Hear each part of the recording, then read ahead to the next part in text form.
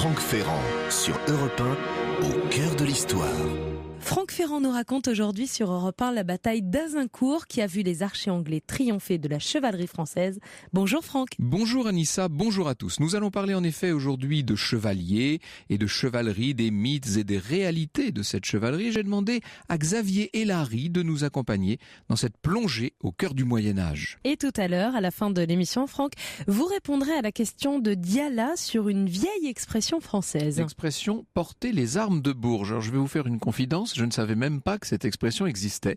Je l'ai découverte, elle est passionnante et vous avez de votre côté 1 heure pour chercher à quoi elle correspond.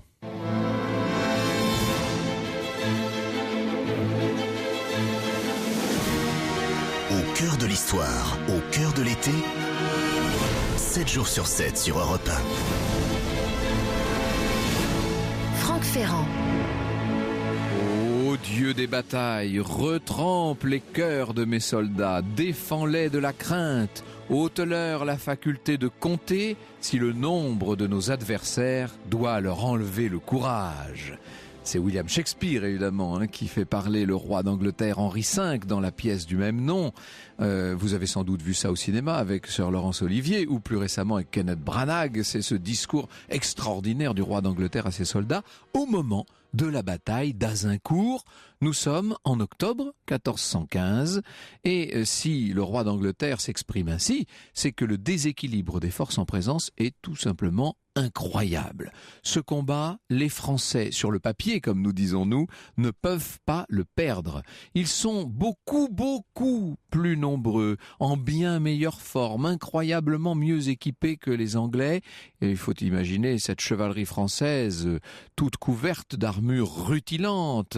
Il y a là sans doute, aux yeux en tout cas des Français de l'époque, le moyen, l'occasion de mettre enfin un terme à ce conflit interminable qu'on nommera plus tard la guerre de 100 ans et dont cette bataille n'est qu'un des épisodes, un énième épisode. Alors, sur le papier, tout était joué d'avance, sauf qu'évidemment, certaines apparences, notamment lorsqu'il s'agit de bataille, peuvent se révéler trompeuses et en l'occurrence, la victoire n'a pas été à ce qu'on attendait. Pour comprendre ce qui s'est passé, il faut bien sûr se replonger dans cet événement, un événement terrible, fascinant, qui a conduit la France vraiment, j'allais dire, au bord du gouffre. Je crois qu'on peut dire que cette fois, après Azincourt, après 1415, la France est carrément allée dans le gouffre. Elle a atteint un abîme assez rare. Il faut que nous repartions quelques semaines en amont, si vous voulez. On est le 13 août 1415 et on peut imaginer ce jour-là quelle a été l'inquiétude des habitants de la côte normande lorsqu'ils ont vu se dessiner sur les flots quelques 1500 voilures anglaises. Imaginez cette armada de toile et de bois avec à son bord plusieurs milliers d'hommes dirigés par le roi d'Angleterre en personne, Henri V, le vaillant Henri V. Il n'a que 28 ans. Il est monté sur le trône 2 ans plus tôt, ce souverain de la jeune dynastie des Lancastres. Il est nécessaire pour lui d'affirmer sa légitimité et il ne cache pas ses ambitions qui sont de reprendre à son compte les revendications territoriales de ses ancêtres plantagenets, ce qui veut dire s'emparer d'une grande partie des provinces qui sont au roi de France, à commencer par la Normandie bien entendu.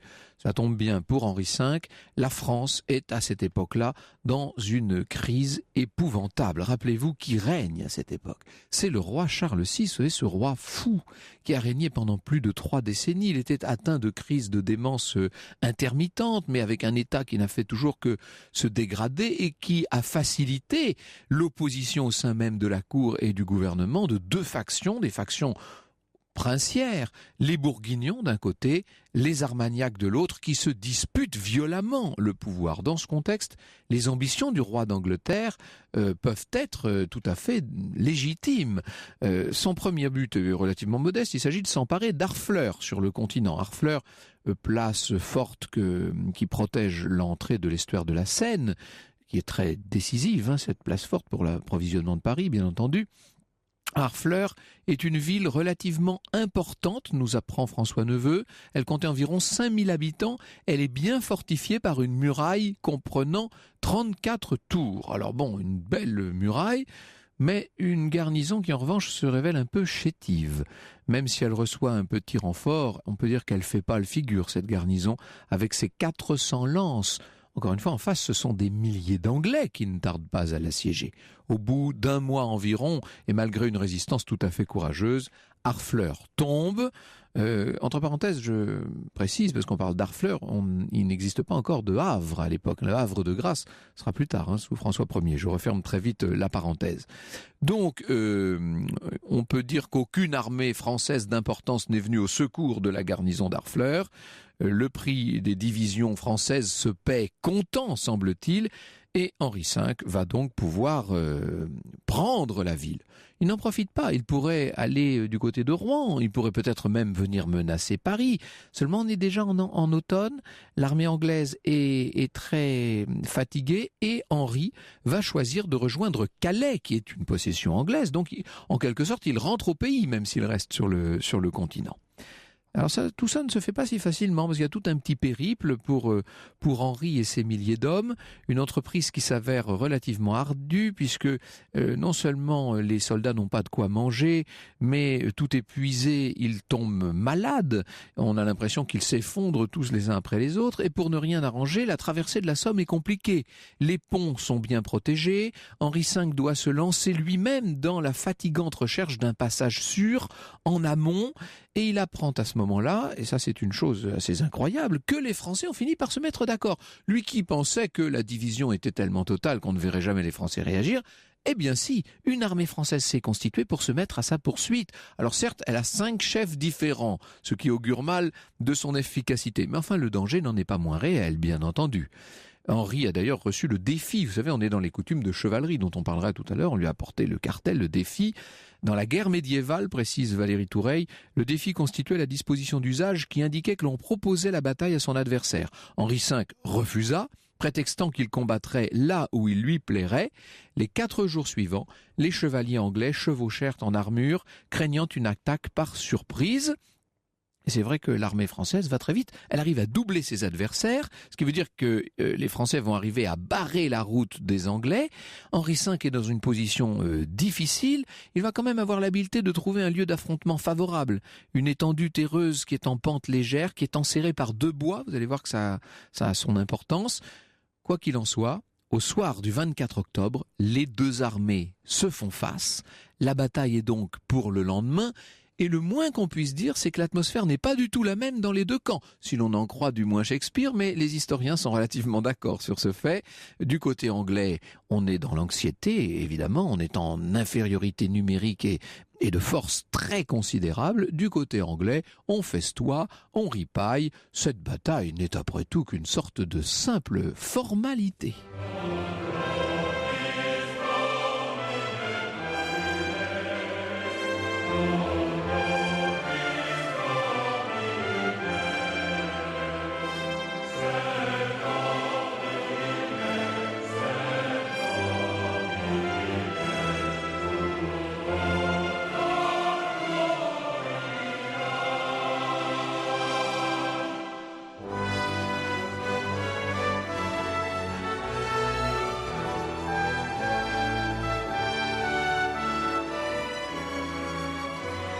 C'était un extrait de la bande originale du film Henri V, musique signée Patrick Boyle, un film de Kenneth Branagh, un instant sur Europe 1. Europe 1, au cœur de l'histoire, au cœur de l'été. Franck Ferrand.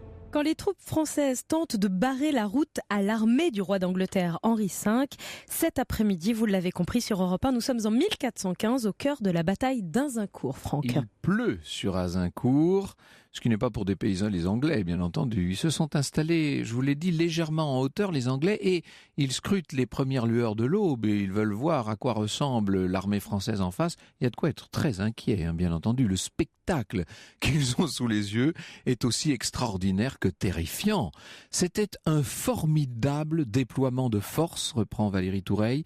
Une foule immense couvrant toute l'étendue de la plaine, des centaines de pénons et de bannières claquant au vent, des milliers d'armures que les flèches du soleil, le vent, parsemaient de reflets dorés, un rassemblement de lances et de chevaux et, derrière, une ville de tentes et de chariots au-dessus desquels flottaient des armes des meilleures familles. Au premier rang, infranchissable, le mur des chevaliers français s'étirait en une longue ligne comme un obstacle d'acier. Il pleut sur Azincourt, en tout cas il a plu jusqu'au petit matin, mais inutile de vous dire que les chevaliers français n'en ont cure. La noblesse est là, elle a répondu à l'appel de son roi, même si ce pauvre roi est défaillant. Il faut compter 12 à 20 000 hommes selon les estimations, et pour une bonne part, ce qui est assez inhabituel, mais sur l'os de France, on l'a déjà vu à plusieurs reprises, une armée constituée en bonne partie, de chevaliers. Alors il faut imaginer ces puissantes armures qui rivalisent d'éclat. Certains se tiennent fièrement sur leur superbe monture comme pour souligner qu'ils sont au-dessus du commun des hommes.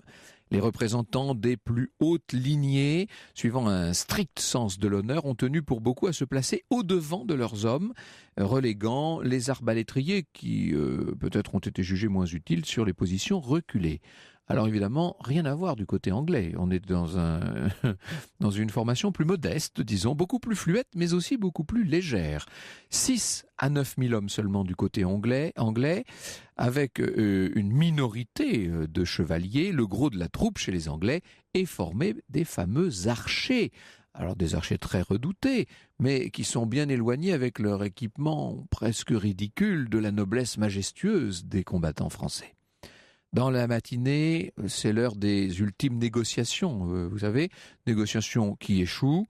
Pas de doute, côté français, on veut en découdre, pas question de s'entendre avec les Anglais. Les chevaliers réalisent que l'abondante pluie nocturne a cependant transformé le terrain en une sorte de champ de boue. Terrain lourd, dirait-on, du côté de Vincennes. Par souci d'efficacité, il a été décidé pour beaucoup de descendre des chevaux. Et c'est à pied, l'arme bien en main, que les Français attendent l'assaut des Anglais, si je puis dire. La bataille va d'ailleurs commencer quand Henri V ordonne à son armée de faire un mouvement en avant pour mettre les Français à portée de flèche. Et là, c'est une nouvelle pluie qui s'abat sur Azincourt. Mais cette fois, ce n'est plus une pluie d'eau, c'est une pluie d'acier, et de bois. Ce sont ces flèches qui tombent littéralement du ciel.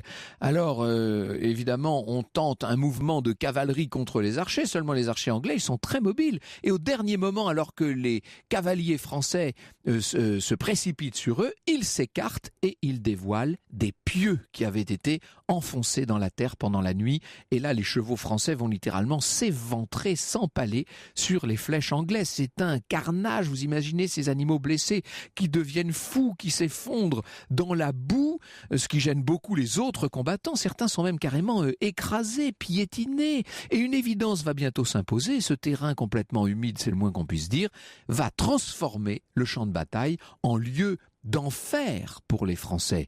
Ils sont engoncés, nos Français, dans leurs lourdes armures, ces chevaliers qui s'enfoncent littéralement dans la terre désormais trop molle. Chaque pas leur demande une énergie démesurée pour se décoller de la glaise et de la boue. Il y a des combattants qui vont même s'effondrer et qu'on verra incapables de se relever. Mais vous imaginez. Et puis il y a ces deux bois, je vous en ai parlé, ces deux petites forêts, ces bois qui enserrent le champ de bataille, qui créent comme un goulot d'étranglement dans lequel les chevaliers français trop nombreux et, disons-le, très mal organisés, s'entrechoquent, se gênent dans leurs mouvements, ils sont ralentis. Ils sont une proie facile pour les Anglais. Ils demeurent là, nous dit André Castelot, comme à l'abattoir, plantés dans la boue, empêtrés dans leurs armures. Bientôt, il suffit aux Anglais, dont la légèreté facilite considérablement les mouvements, d'aller forcer les chevaliers embourbés à se rendre. Pour eux, ces captures sont l'espoir de recevoir de lourdes rançons. Vous savez, on est dans cette habitude de détenir captifs un certain nombre de chevaliers et de réclamer les rançons. C'est ce qui rapporte, si je puis dire, dans les guerres de l'époque. Eh bien, dans la terre fertile d'Azincourt, la moisson est excellente. Alors que les Anglais contrôlent la situation, Henri V craint une contre-attaque. Et là, il va donner un ordre absolument incroyable pour l'époque. Il ordonne l'impensable. Il ordonne qu'on tue les captifs. C'est complètement contraire aux usages de la chevalerie. Inutile de vous dire qu'on rechigne dans les rangs anglais parce que c'est un manque à gagner considérable. Mais le roi d'Angleterre ne ne transige pas.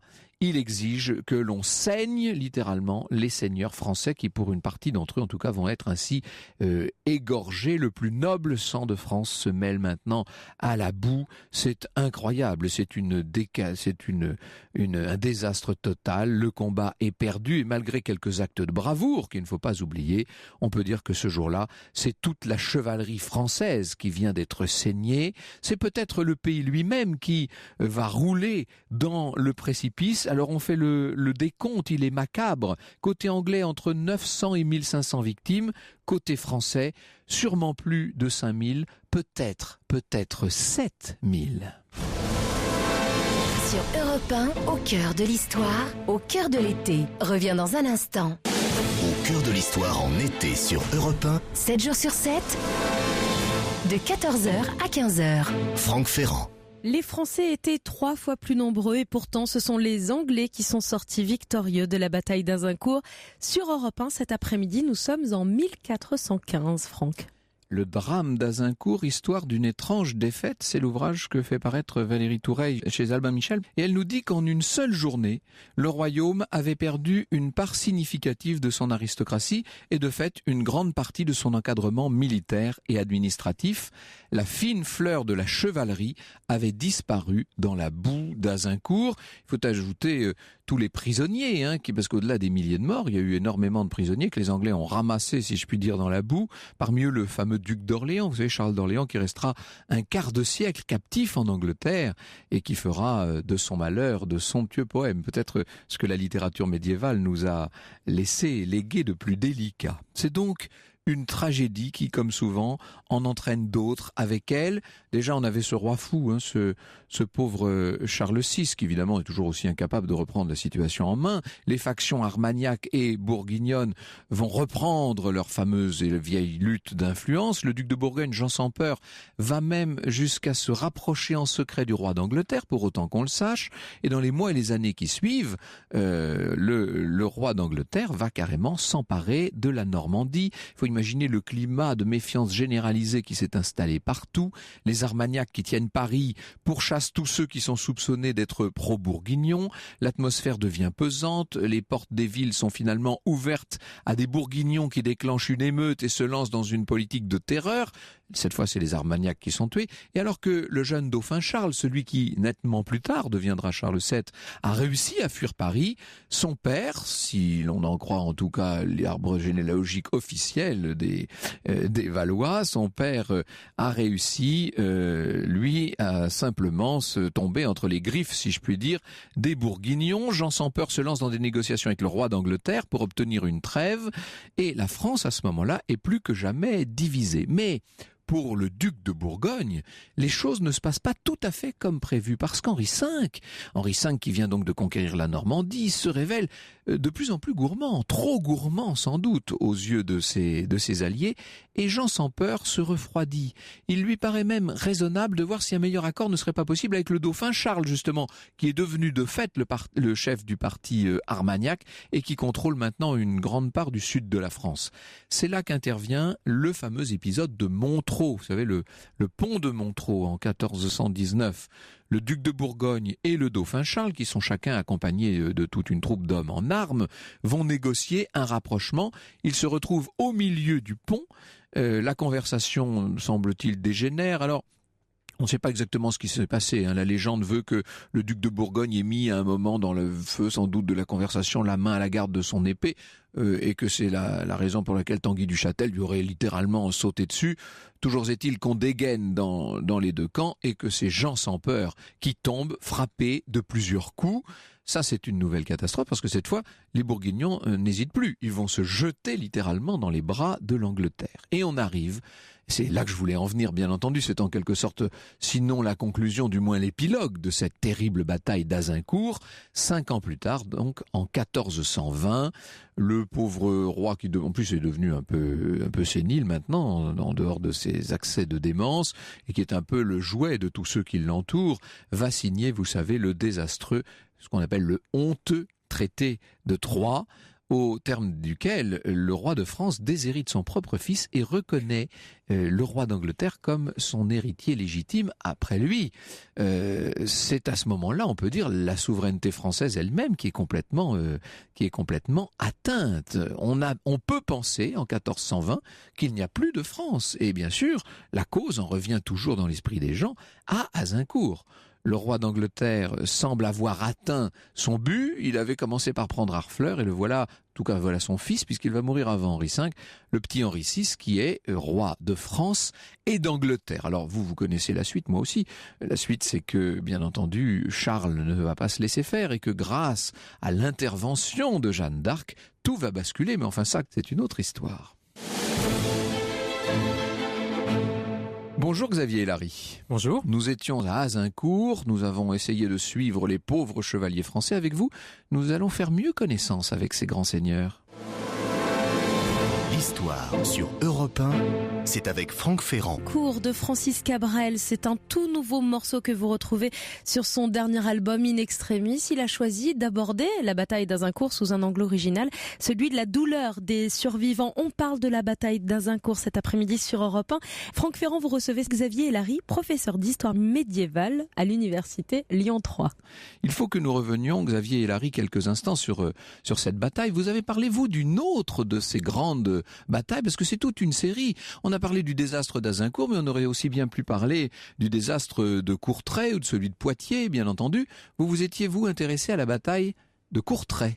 Oui, effectivement, c'est une bataille qui a lieu en 1302 et qui est la première de ces grandes défaites de la chevalerie française. Alors la bataille de Courtrai, c'est une bataille qui oppose la chevalerie française, les hommes du roi de France, face aux Flamands qui sont révoltés, spécifiquement les Brugeois. Et donc c'est la première grande défaite et elle s'inscrit, comme vous l'avez dit, dans une série de défaites qui comprend ensuite la bataille de Crécy en 1346, la bataille de Poitiers en 1356, la bataille d'Azincourt, dont vous avez parlé. 1415. Et les deux batailles de Cravant en 1423 et de Verneuil en 1424 qui viennent clore un petit peu cette série de défaites. Comment expliquer qu'après les deux premières défaites, mettons, la chevalerie française n'ait pas compris qu'elle n'était plus, qu'elle n'était plus en état de combattre face aux nouveaux moyens mis en œuvre notamment par les Anglais? Alors il y a quand même une capacité d'adaptation et la série de batailles dont nous parlons entre 1302 et 1424 s'étend quand même sur plusieurs générations. Il y a quand même une capacité d'adaptation et par exemple on sait qu'à Poitiers, Jean le Bon, qui va être fait prisonnier, a décidé de combattre à pied en fait, et donc de ne plus combattre à cheval. Donc il y a une capacité d'adaptation. Cette capacité d'adaptation, elle se voit également dans le fait que beaucoup de batailles ne sont pas livrées en réalité. Beaucoup de batailles, il y a beaucoup d'occasions où les deux armées, anglaises et françaises, sont face à face et où l'armée française refuse de livrer bataille de peur de renouveler une défaite du type de celle de Crécy ou d'Azincourt. Il y avait dans la chevalerie, et nous allons y venir dans un instant, bien entendu beaucoup de beauté, beaucoup d'honneur, quelque chose de somptueux, et en même temps une certaine rigidité. On a en tout cas, lorsqu'on lit les différents récits de la bataille d'Azincourt, toujours l'impression d'une certaine rigidité française face à la mobilité anglaise. Est-ce que c'est un cliché ou est-ce que c'est une réalité ? C'est certainement une réalité dans la mesure où finalement l'armée française est une armée de chevaliers, l'armée anglaise ne l'est plus, bien que les Anglais prétendent se comporter de façon chevaleresque. Édouard III puis Henri V se présentent comme des héros de la chevalerie, mais ils ne combattent plus en chevalier. Le fait qu'ils recourent massivement aux archers face à une armée française qui est une armée de cavaliers lourds, donc de chevaliers, montre bien ce fait qu'ils ont compris, les Anglais, davantage de choses que les Français. Alors à quoi ressemblait sur le champ de bataille d'Azincourt l'équipement d'un chevalier français ? Alors l'équipement d'un chevalier français, on le connaît assez bien parce qu'à partir du début du XVe siècle, on commence à conserver des armures en fait, ce qui est beaucoup plus difficile pour la période antérieure. Mais là, on sait que c'est un équipement qui est assez lourd, mais ces hommes sont entraînés à porter ces armures de plate et donc ils ne sont pas gênés outre mesure par ces armures. Vous appelez ça des armures de plate, c'est-à-dire de plate, alors des armures composées de pièces métalliques. Donc ça, on met un certain temps évidemment à les revêtir, qui ont remplacé les cottes de mailles de la période précédente. Et ces armures de plate sont lourdes, mais elles assurent aussi une protection assez efficace aux chevaliers qui les portent. Oui, ce qu'il faut, c'est ne pas tomber dans la boue loin de son cheval. Parce qu'on est accompagné quand même. Ce qu'il faut dire, c'est qu'il y a un chevalier d'armes avec. Vous n'êtes pas tout seul. Alors oui, il y a un écuyer ou un servant d'armes qui est censé même apporter un nouveau cheval au cas où le premier cheval est tué. Oui, mais ça c'est en faisant abstraction de évidemment de du désordre de la bataille et des aléas du combat. Même à la bataille de Mans-en-Pevel, par exemple en 1304, Philippe le Bel reçoit plusieurs chevaux comme ça, donc au fil du combat. Donc ça veut dire que c'était possible quand même. Combien pesait une armure à peu près Ça peut être 30 kilos, donc c'est quand même. Mais encore une fois, ce sont des hommes entraînés à porter ces armures, donc ils ne sont pas forcément gênés par elles. Quand vous dites entraînés, ils ne faisaient pas la guerre en permanence, bien entendu, et cette fameuse guerre de 100 ans dont on parle a connu de très longues périodes de trêve. Que faisait-on hors des périodes de combat ? Alors, en dehors, c'est vrai, c'est une convention finalement de parler de guerre de 100 ans, mais il y a quand même une unité dans cette longue guerre, puisque c'est question de la légitimité autour de la couronne de France. Mais pendant ces longues périodes de trêve, eh bien, il y a d'autres manières de s'entraîner, notamment dans les joutes, dans les tournois, et puis simplement, dans la chasse, ce sont des hommes qui sont quand même normalement entraînés aux exercices physiques. Alors dans un instant avec vous, nous allons revenir sur les origines de la chevalerie, sur ses codes, sur tous ses traits distinctifs.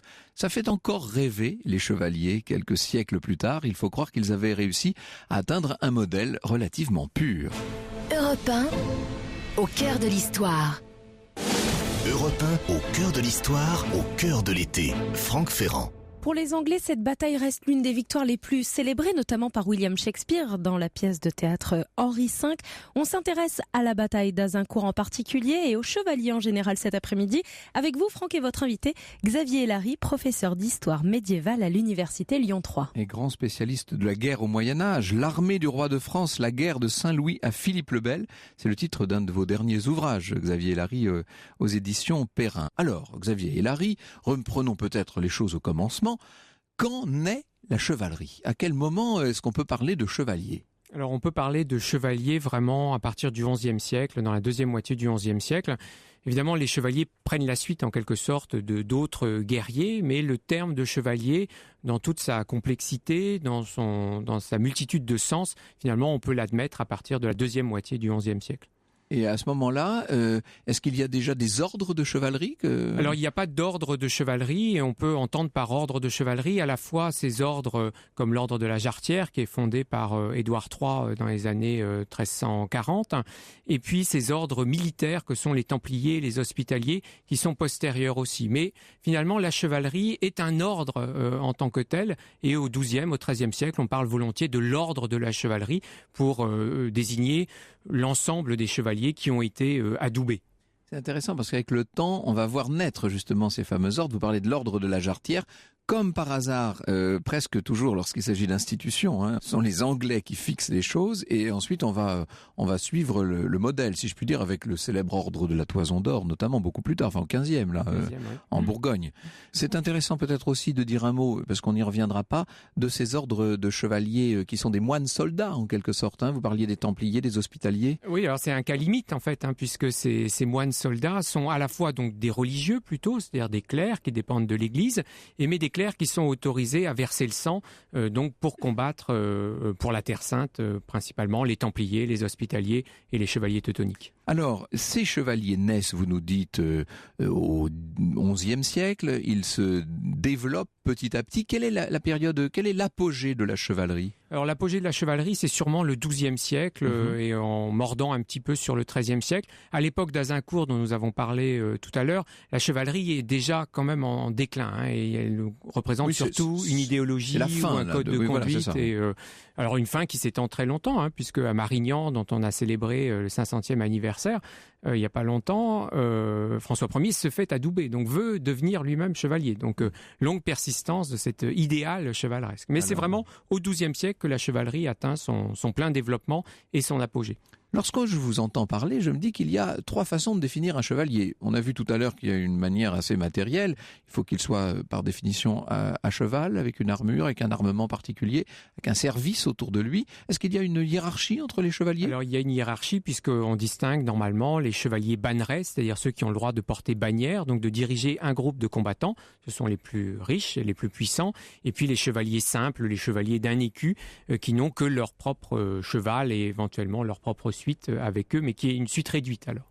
Alors justement, ça c'est le premier aspect. Il y a un aspect dont on parlera tout à l'heure, qui est toute la culture de la chevalerie, tous les principes moraux, les codes qui ont été établis, bien entendu. Mais il faut peut-être parler aussi de la dimension nobiliaire. Être chevalier, c'est quand même appartenir à un certain rang social. Alors c'est vrai surtout à partir du début du XIIIe siècle, à partir du moment où la chevalerie et la noblesse se confondent, puisque au XIe siècle, le rapport entre chevalerie et noblesse est plus incertain en fait, et c'est simplement progressivement que la chevalerie va se restreindre à la noblesse et va se confondre avec la noblesse, et à partir de ce moment-là, ce sera plus difficile de devenir chevalier, et l'adoubement à ce moment-là va devenir plus restrictif. Est-ce qu'il y a, un intérêt social à devenir chevalier ? Est-ce qu'on connaît des exemples historiques de personnes qui voulaient à tout prix être adoubées parce que ça leur permettait d'accéder à certains cercles ? Alors oui, certainement, dans l'entourage des rois, on ne parle pas d'ailleurs d'anoblissement. Quand Philippe le Bel, par exemple, veut honorer un de ses serviteurs, il lui donne le baudrier de la chevalerie, c'est-à-dire qu'il lui donne l'autorisation d'être adoubé, même si ce n'est pas un combattant. Donc là, la chevalerie est vraiment un signe distinctif, effectivement. J'ai eu l'occasion il y a quelque temps de voir la reine d'Angleterre adouber des chevaliers, c'est toujours très spectaculaire. Qu'est-ce que c'est que l'adoubement ? En quoi consiste cette cérémonie qui en Angleterre n'a pas changé, je le précise, depuis le XIVe siècle ? Alors peut-être qu'elle a changé quand même, parce que l'adoubement, même au long de simplement pour se cantonner au Moyen-Âge, a tendance quand même à évoluer. À s'alléger, disons. Oui. Non, plutôt à se compliquer en fait, puisque l'adoubement est une cérémonie qui se ritualise progressivement, et ce n'est par exemple qu'à partir du XIIIe siècle que la présence d'un clerc, d'un prêtre ou d'un évêque est requise, alors qu'auparavant c'est une cérémonie qui est uniquement laïque et qui marque la majorité du jeune homme et son entrée dans l'âge adulte en quelque sorte, avec la remise des armes. Les armes, c'est-à-dire essentiellement l'épée et les éperons. C'est vraiment ça qui constitue la cérémonie jusqu'au XIIe siècle. Et à partir du XIIIe siècle, l'adoubement donc se cléricalise en quelque sorte, et l'Église y intervient davantage. Mais l'adoubement, malgré tout, reste très divers. Ça peut être l'adoubement des romans de chevalerie où il faut prier toute une nuit, faire une veillée de prière la veille de l'adoubement. Mais ça peut être aussi l'adoubement sur le champ de bataille. On adoube souvent les jeunes chevaliers au matin d'une bataille. Certains qu'à Azincourt, plusieurs dizaines de jeunes chevaliers ont été adoubés justement et admis dans l'ordre de chevalerie à l'occasion de la bataille. Il y avait une dimension un peu sacrée dans cette cérémonie ? Alors au départ, c'est vraiment une cérémonie laïque, une cérémonie simplement de remise des armes, mais c'est vrai que c'est un moment important de la vie du jeune chevalier, du jeune noble, et c'est un moment qui se déroule en public. Il faut que les autres attestent le fait qu'il y a eu cet adoubement et cette entrée dans la chevalerie.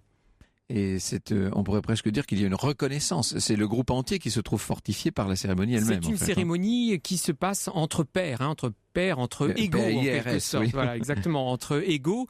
Et donc les chevaliers sont des égaux. Le roi de France, s'il n'est pas encore adoubé au moment de son sacre, est adoubé et devient un chevalier. Il doit considérer les autres chevaliers finalement, au moins fictivement, comme ses égaux. Est-ce qu'à une époque, parce que là nous avons les exemples un peu désastreux de toute cette suite des batailles de la guerre de 100 ans et évidemment aujourd'hui d'Azincourt, est-ce qu'il y a une époque où les chevaliers étaient efficaces tout de même ? Est-ce que c'était des machines de guerre inquiétantes, si je puis dire ? De toute façon, les chevaliers restent quand même, tendanciellement, ils restent quand même les maîtres du champ de bataille. Et Henri V serait très vexé que vous ne le considériez pas comme un chevalier. Oui, c'est ça, donc lui-même se considérait comme tel et même comme un parangon de chevalerie. Et par conséquent, donc les chevaliers finalement sont restés les maîtres du champ de bataille, même s'il y a eu plusieurs défaites de la chevalerie française. Vous avez évoqué tout à l'heure le roi François Ier. Qui donc était de toute façon comme tous les rois de France adoubé à son sacre, mais enfin qui aurait effectivement été adoubé à Marignan. Il y a un autre roi de France et son fils qui avait une passion pour la chevalerie, mais alors celle-là était toute livresque. Il est mort quand même dans un tournoi. Il faut peut-être que nous parlions de ces tournois et de leur évolution à travers les siècles. Alors les tournois... Je parle d'Henri II, bien sûr, pardon. Oui, d'Henri II qui meurt d'une blessure reçue au cours d'un tournoi. Alors les tournois, c'est vraiment le grand divertissement de la chevalerie. Les premières mentions de tournois, c'est à la fin du XIe siècle. Et les tournois prennent là aussi, c'est pour ça qu'on peut parler d'une apogée de la chevalerie pour le XIIe siècle, parce que les tournois, c'est vraiment leur grand moment, c'est au XIIe et au XIIIe siècle, et ensuite ils évoluent un petit peu. L'image que nous en avons dans les films, dans les séries, etc., c'est plutôt la joute. La joute, c'est-à-dire deux chevaliers qui se lancent l'un contre l'autre et qui essayent de se désarçonner. Ça, c'est plutôt à partir du début du XIVe siècle, et le vrai tournoi, en quelque sorte, au XIIe, XIIIe siècle, c'est une mêlée qui mêle plusieurs centaines de chevaliers dans deux équipes qui s'opposent les uns aux autres dans une espèce de petite guerre et de bataille qui peut s'étendre sur plusieurs hectares, en fait. Donc c'est vraiment comme un substitut de la guerre, avec de vraies armes, donc avec de vrais accidents, mais dont le but n'est pas de tuer l'adversaire, mais, comme vous l'avez dit à propos de la bataille d'Azincourt, de le rançonner et de tirer de l'argent du chevalier, de son armure et éventuellement de son cheval. Tout cela suppose le respect de codes bien établis. Effectivement, ils ne le sont pas toujours, mais enfin, il y a une espèce de police du tournoi qui veille à ce qu'on se comporte loyalement. Et ceux qui ne se comportent pas loyalement sont jugés avec sévérité. Et il y en a qui trichent, évidemment, mais on donne leur nom dans les récits de tournois qu'on trouve très souvent dans les chroniques de l'époque. Une chose qui est amusante, si vous allez sur les chaînes pour la jeunesse, vous verrez qu'il y a beaucoup de téléfilms en ce moment, de séries, etc., qui tournent autour de la chevalerie d'une manière ou d'une autre, avec toutes sortes d'évolutions. Mais du Japon jusqu'en Amérique du Sud, les productions pour la jeunesse parlent beaucoup de ces chevaliers européens du Moyen-Âge, comme s'il s'agissait tout de même d'un modèle. Les chevaliers sont-ils de vrais modèles, Xavier Larry ? Alors de vrais modèles, ça dépend pourquoi. Ils incarnent une forme, à la fois ce sont des combattants, ce sont des nobles, ce sont aussi les représentants d'une culture particulière, d'une culture aristocratique. Après, on sait bien, et dans les récits qu'on a, dans les vies de chevaliers qu'on a, par exemple la vie de Guillaume le Maréchal, dont Georges Duby a tiré un très beau livre. Bien sûr, oui. Dans cette vie de Guillaume le Maréchal, on voit bien que Guillaume le Maréchal, c'est aussi un malin, c'est aussi un homme qui aime rançonner, qui n'est pas du tout exemplaire. Donc modèle, on peut se poser la question. C'était un modèle social voilà. À cette époque. Ça ne l'est plus forcément aujourd'hui. Et un modèle de civilisation, on peut le dire, à travers toute une littérature. Et ça, c'est un aspect gigantesque, presque infini. Il y a tous les chevaliers fictifs, si je puis dire, ceux des romans courtois, ceux des grandes gestes, des chansons de gestes, etc. Ces chevaliers-là habitent l'imaginaire occidental. Oui, c'est vrai, à partir de la chanson de Roland, dont on a les premiers témoins manuscrits à la fin du XIe, au début du XIIe siècle, et puis après avec Chrétien de Troyes, dans la deuxième moitié du XIIe siècle, les personnages de Lancelot, de Gauvin, de Perceval, de Galahad, autour du roi Arthur, sont des personnages qui ont vraiment habité la civilisation occidentale, la littérature occidentale jusqu'à aujourd'hui. Il y en a un qui se distingue particulièrement. Est-ce que c'est Perceval? Est-ce que c'est Lancelot? Quel est le parangon? Quel est le chevalier le plus achevé de la littérature ou des lettres? Alors c'est peut-être Perceval ou Lancelot qui ont leur mauvais côté. Galahad est le chevalier présenté comme le plus parfait. Le chevalier, malgré tout, qui pour moi est le plus représentatif, c'est le premier d'entre eux, c'est-à-dire c'est Roland. Roland qui est vraiment peut-être le plus ancien et le prototype de la chevalerie. Mais jusqu'à l'Arioste au XVIe siècle, on parle et on adapte cette chanson de Roland. Orlando Furioso. Exactement, et donc c'est vraiment quelque chose tout à fait fascinant. Eh bien, je crois que c'est un univers tout simplement fascinant. Je renvoie nos auditeurs à vos publications, Xavier Larry. L'Armée du roi de France, la guerre de Saint-Louis à Philippe le Bel, c'est édité chez Perrin, et chez Talandier, une autre bataille, bien avant, plus d'un siècle avant celle d'Azincourt, c'était la bataille du 11 juillet 1302 à Courtrai. Merci beaucoup de tous vos éclaircissements. Dans un instant, Franck vous répondra à la question de Diala, qui va en savoir plus sur une vieille expression française, porter les armes de Bourges. Europe 1, au cœur de l'histoire. Europe 1, au cœur de l'histoire. Retour aux origines. Et aujourd'hui, c'est une question qui nous vient de la page Facebook d'Au cœur de l'histoire, une question de Diala. Bonjour Franck, bien qu'il s'agisse d'un proverbe assez méconnu, pourriez-vous expliquer l'origine de l'expression « porter les armes de Bourges » ? Alors, pour tout vous dire, je ne connaissais pas cette expression, mais il semblerait que porter ou représenter les armes de Bourges, ça signifie être installé sur un bon siège, nonchalamment, pendant que les autres sont en train de travailler. C'est être mal élevé d'une certaine manière. Alors, comment trouver l'origine exacte de cette expression? Quand on dit porter les armes là, évidemment, on parle des armoiries, on reste dans la chevalerie, les armes de Bourges qui, en l'occurrence, représentaient un âne sur un fauteuil. Ce blason, dans le moins qu'on puisse dire et qu'il est atypique, faisait référence, semble-t-il, alors, à deux choses. Si l'on en croit Pierre de la Mésangère dans son dictionnaire des proverbes français, ça faisait référence à la guerre des Gaules. Au moment des invasions par les troupes de César, un affrontement se serait déroulé aux portes de Bourges. La défense de la cité était assurée par un des capitaines de Vercingétorix qui s'appelait Asinius Pollio, et il aurait été pris d'une crise de goutte. Il aurait délégué le commandement à ses lieutenants.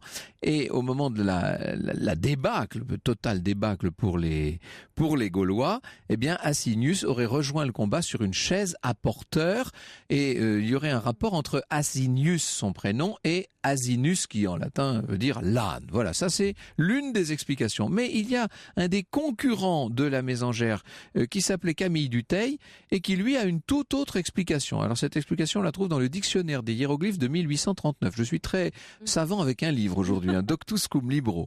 Bourges était une place forte du Moyen-Âge, ça effectivement, merci monsieur Dutheil, car entourée de marais et de rivières, nous dit-il. Seule la partie sud-est était une plaine entièrement à découvert. Alors Philippe Auguste fit bâtir une muraille sur cette partie de la ville en 1190, muraille dotée d'une haute tour dont on peut découvrir jusqu'à 4 lieues selon Dutheil.